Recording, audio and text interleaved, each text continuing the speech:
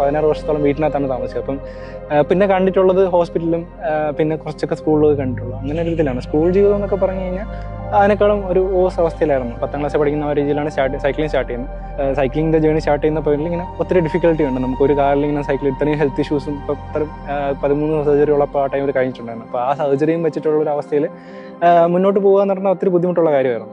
എനിക്ക് മനസ്സിലായി ഇനി മുന്നോട്ട് അധികകാലം പോകാൻ പറ്റത്തില്ല എന്നുള്ളൊരു സംഭവമൊക്കെ വന്നു. ഇനി മുന്നോട്ടൊരു ലൈഫ് എനിക്ക് എക്സ്പെക്ട് ചെയ്യാൻ പറ്റില്ല. അപ്പോൾ ഇപ്പോൾ ഉള്ള ലൈഫ് വെച്ചിട്ട് ലൈഫ് വെച്ചിട്ട് എന്തെങ്കിലും ഒന്ന് എക്സ്ട്രീമായിട്ട് ചെയ്തിട്ട് അതിൽ ഞാൻ മരിച്ചു വരെ ഞാൻ സന്തോഷമാണെന്നുള്ള രീതിയിൽ ഞാൻ അവസാനം സൈക്കിൾ സ്റ്റാർട്ട് ചെയ്തു. അത് ഫുൾ ഒരു യൂറിൻ ബാഗും ഈ ട്രിപ്പ് NS വാട്ടറും ഒക്കെ എനിക്ക് അന്ന് ബ്ലാഡർ വാഷൊക്കെ ഉണ്ടായിരുന്നു. അപ്പോൾ NS വാട്ടറും അതും ഇതും യൂറിൻ ട്യൂബും എല്ലാം ഒരു ബാഗിനകത്ത് ഒരു 25 കിലോളം ഇതിൻ്റെ ബാക്കിൽ ഒരു കാരിയർ വെച്ച് സെറ്റ് ചെയ്ത് എന്നിട്ട് ഞാൻ സ്റ്റാർട്ട് ചെയ്ത് ഞാൻ അങ്ങനെ 1000 കിലോമീറ്റർ 6 ദിവസം കൊണ്ട് അങ്ങനെ സിനിമ വെച്ചാൽ പിന്നെ ഈ സ്പോട്ടിൽ നിന്ന് മാറി എക്സ്ട്രീം സ്പോട്ടിലോട്ട് പോകാം.